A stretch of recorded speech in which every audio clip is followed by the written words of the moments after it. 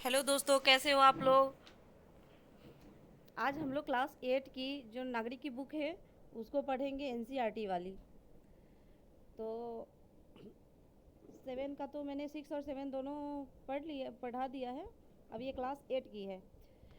तो इसमें अध्याय फर्स्ट में है भारतीय संविधान। शिक्षा का अधिकार अधिनियम 2009 के तहत 6 से 14 वर्ष के बच्चों को किसी भी विद्यालय में प्रवेश देने से मना नहीं किया जा सकता। प्रत्येक 3 किलोमीटर के दायरे में कक्षा 8 की पढ़ाई हेतु सरकारी स्कूल का होना आवश्यक है। कक्षा 1 से 5 तक के विद्यालयों में छात्र और शिक्षक का अनुपात कितना होना चाहिए? तो 13:1 होना चाहिए। देश को चलाने के लिए किसी भी कुछ मूलभूत नियमों की आवश्यकता पड़ती है, जिसका पालन उस देश में रह रहे नागरिकों और सरकार को दोनों को ही करना पड़ता है। इन नियमों के समूह को संविधान कहते हैं। 1920 में भारतीय राष्ट्रीय कांग्रेस ने भारत के लोगों द्वारा अपना संविधान खुद बनाने की मांग रखी। सन 1928 में मोतीलाल नेहरू एवं कांग्रेस के 8 अन्य नेताओं ने भारत के संविधान की नई रूपरेखा तैयार की। दिसंबर 1946 में संविधान सभा का गठन किया गया, जिसके अंतरिम अध्यक्ष डॉक्टर सच्चिदानंद सिन्हा थे और उनकी अध्यक्षता में डॉक्टर राजेंद्र प्रसाद संविधान सभा के निर्वाचित अध्यक्ष बनाए गए। यह दोनों विभूतिया बिहार के निवासी थे। संविधान सभा में 299 सदस्य थे एवं इसके प्रारूप समिति, जिसको ड्राफ्टिंग कमेटी भी कहते हैं, के अध्यक्ष थे डॉक्टर भीमराव अंबेडकर। भारतीय संविधान सभा 9 जनवरी 1946 को संविधान बनाने का कार्य शुरू किया गया। 26 जनवरी 1949 को संविधान लिखने का कार्य पूरा कर लिया गया और संविधान लागू कब किया गया? 26 जनवरी 1950 को संविधान लागू किया गया। तो 1 अध्याय कंप्लीट हो गया। जितना भी मेन पॉइंट था मैंने इसमें आप लोगों को सब बता दिया। अब अध्याय सेकंड है, जिसका है धर्मनिरपेक्षता और मौलिक अधिकार। तो सभी लोगों को अपनी अपनी धार्मिक मान्यताओं पर तौर तरीकों को अपनाने की पूरी आज़ादी है। राज्य के आगे सभी धर्म समान हैं। भारत में विश्व के 8 प्रमुख धर्म को मानने वाले लोग रहते हैं। ये है हिंदू, इस्लाम, सिख, ईसाई, पारसी, बौद्ध, जैन और यहूदी। मौलिक अधिकार संविधान के तीसरे भाग में है, जिसे 6 भागों में बांटा गया है। पहला है समता का अधिकार। कानून की नज़र में सभी लोग समान हैं। धर्म, जाति या लिंग के आधार पर किसी भी नागरिक के साथ भेदभाव नहीं किया जा सकता। सेकेंड है स्वतंत्रता का अधिकार। तो इस अधिकार के अंतर्गत अभिव्यक्ति और भाषण की स्वतंत्रता, संगठन बनाने की स्वतंत्रता, देश के किसी भी भाग में आने जाने और रहने तथा कोई भी व्यवसाय, पेशा, कारोबार करने का अधिकार शामिल है। तीसरा है शोषण के विरुद्ध अधिकार। तो संविधान में कहा गया है कि मानव व्यवहार, जबरिया श्रम और 14 वर्ष से कम उम्र के बच्चों को मजदूरी पर रखना अपराध है। 4 पॉइंट है धार्मिक स्वतंत्रता का अधिकार। तो प्रत्येक व्यक्ति को अपनी इच्छा का धर्म अपनाने, उसका प्रचार प्रसार करने का अधिकार है। 5 पॉइंट है संस्कृति और शैक्षणिक अधिकार। तो संविधान में कहा गया है कि धार्मिक या भाषाई सभी अल्पसंख्यक समुदाय अपनी संस्कृति की रक्षा और विकास के लिए अपने अपने शैक्षणिक संस्थान खोल सकते हैं। और 6 पॉइंट है संवैधानिक उपचार का अधिकार। तो किसी नागरिक को लगता है कि राज्य द्वारा उसकी किसी मौलिक अधिकार का उल्लंघन हुआ है, तो इसे अधिकार का सहारा लेकर वो अदालत में जा सकते हैं। अब अध्याय सेकंड भी कंप्लीट हो गया है। अब अध्याय थर्ड है, जिसमें संसदीय सरकार। तो हमारे देश में 18 वर्ष या उससे ऊपर के सभी नागरिकों को मत देकर अपने प्रतिनिधि को चुनने का अधिकार है। प्रतिनिधि अलग अलग स्तर पर चुने जाते हैं, जैसे ग्राम पंचायत हो गया, राज्य विधानसभा हो गया और संसद। इन प्रतिनिधियों का चुनाव 5 वर्ष तक के लिए होता है। तो भारतीय संसद के 3 अंग होते हैं, राष्ट्रपति, लोकसभा और राज्यसभा।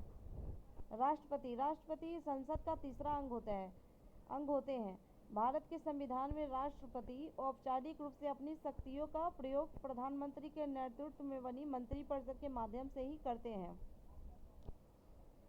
राष्ट्रपति का कार्यकाल 5 वर्षों के लिए होता है। प्रधानमंत्री और मंत्रिपरिषद, तो लोकसभा के बहुमत दल के नेता को प्रधानमंत्री नियुक्ति करते हैं। राष्ट्रपति की सलाह पर प्रधानमंत्री उन मंत्रियों की नियुक्ति करते हैं। कोई भी व्यक्ति संसद बने बिना मंत्री या प्रधानमंत्री नहीं बन सकता। उसे 6 महीने के भीतर सांसद निर्वाचित होना पड़ता है। मंत्रिपरिषद संसद के प्रति उत्तरदायी होते हैं। सेकेंड है लोकसभा। तो भारतीय संसद के 2 सदन होते हैं, लोकसभा और राज्यसभा। तो सांसदों का चुनाव सीधे लोगों द्वारा किया जाता है 5 वर्षों के लिए। संसद के निचले सदन को लोकसभा कहते हैं, उच्च सदन राज्यसभा होते हैं। वर्तमान लोकसभा निर्वाचन कितने 543। एंग्लो इंडियन को समाप्त कर दिया है, मैंने इसमें जोड़ दिया था, अब ये नहीं है, एंग्लो इंडियन को ख़त्म कर दिया गया है। अब ये थर्ड है राज्यसभा। तो भारतीय संसद के उस सदन को राज्यसभा कहा जाता है कहते हैं।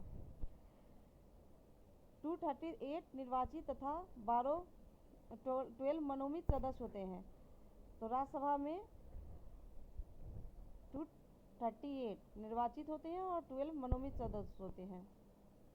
विधानसभा के निर्वाचित सदस्य राज्यसभा के सदस्यों को चुनते हैं। राज्यसभा के प्रत्येक सदस्य का कार्यकाल 6 वर्षों का होता है। प्रत्येक वर्ष बाद 1/3 सदस्यों का निर्वाचन किया जाता है। राज्यसभा को कभी भंग नहीं किया जा सकता। अध्याय 4 है कानून की समझ। किसी भी सामूहिक व्यवस्था के संचालन के लिए जो नियम बनाए जाते हैं उन्हें कानून कहा जाता है। कानून 2 प्रकार के होते हैं, संवैधानिक कानून होते हैं और सामान्य कानून होते हैं। तो संविधान में उल्लेखित नियमों को संवैधानिक कानून कहते हैं और संवैधानिक नियमों के अनुरूप बनाए गए या अपनाए गए अन्य कानून सामान्य कानून की श्रेणी में आते हैं। जैसे हो गया उत्तराधिकार कानून, वैवाहिक कानून, दंड विधान आदि हमारे देश की सामान्य कानून है।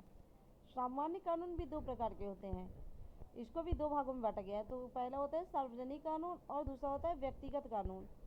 तो सार्वजनिक कानून संपत्ति, व्यक्ति व सरकार के बीच व्यवहार, आपराधिक घटनाओं तथा व्यक्तियों की सुरक्षा को नियंत्रित करने वाले कानून को सार्वजनिक कानून कहते हैं। दूसरा है व्यक्तिगत कानून। किसी व्यक्ति या व्यक्तियों के व्यवहार को निर्धारित तथा नियंत्रित करने वाली संबंधित कानून व्यक्तिगत कानून की श्रेणी में आते हैं, जैसे कि शादी ब्याह हो गया ये सब। सार्वजनिक कानून 2 प्रकार के होते हैं। तो इसमें आते हैं दीवानी कानून और फौजदारी कानून। तो दीवानी कानून के अंतर्गत जमीन, जायदाद, विवाह इत्यादि के झगड़ों की स्थिति में लगने वाले जो कानून होते हैं वो दीवानी कानून होते हैं। फौजदारी कानून कौन से होते हैं? तो फौजदारी कानून के अंतर्गत लड़ाई झगड़ा, हत्या, चोरी, डकैती आदि अपराध के लिए लगने वाला कानून फौजदारी कानून होते हैं। तो बिहार राज्य में 1982 में बिहार प्रेस बिल के नाम से राज्य विधान पालिका द्वारा एक कानून पारित किया गया था। अध्याय 4 भी खत्म हो गई है। अब अध्याय 5 जिसमें न्यायपालिका के बारे में बताया गया है। दोस्तों आप लोग को अच्छा लगे वीडियो तो लाइक शेयर सब्सक्राइब जरूर कीजिएगा।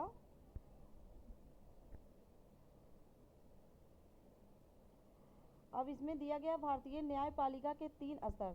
तो फर्स्ट होता है जिला और अधीनस्थ न्यायालय, सेकंड उच्च न्यायालय और तीसरा है सर्वोच्च न्यायालय। उच्च न्यायालय की स्थापना सबसे पहले कहाँ की गई थी? तो कोलकाता, मुंबई और चेन्नई में की गई थी 1862 में। और दिल्ली उच्च न्यायालय की स्थापना कब की गई थी? 1966 में। तो ये सभी क्वेश्चन कभी कभी पूछ देता है, कभी कभी नहीं, कोई भी एग्जाम में पूछ ही सकता है। तो इसको हमको एनसीईआरटी बुक में दिया गया है तो पढ़ना ही पढ़ना है और ये सब जानना भी जरूरी है। आज देश भर में 21 उच्च न्यायालय हैं। पंजाब और हरियाणा का एक साझा न्यायालय है जो चंडीगढ़ में स्थित है। तो चंडीगढ़ में पंजाब और हरियाणा सभी का एक साझा न्यायालय है। 7 उत्तर पूर्वी राज्यों के लिए गुवाहाटी में एक ही उच्च न्यायालय है। भारत सरकार द्वारा विधिक सेवा प्राधिकार अधिनियम 1987 पारित किया गया जो 9 नवंबर 1995 से प्रभावित है। अब ये इसमें अध्याय 6 न्यायिक प्रक्रिया, इसमें कोई नो इम्पोर्टेंट पॉइंट, इसमें कोई भी ज़्यादा मेन पॉइंट नहीं था, तो इसलिए मैंने इसमें नो इम्पोर्टेंट पॉइंट लिखा है। अब अध्याय 7 सहकारिता। तो जिला स्तर पर वैशाली वैशाल पाटलिपुत्र दुग्ध उत्पादन सहकारी संघ लिमिटेड है, जिसे हम पटना डेयरी के नाम से भी जानते हैं। सहकारिता शब्द दो शब्दों के योग से बना है, सह तथा कारिता।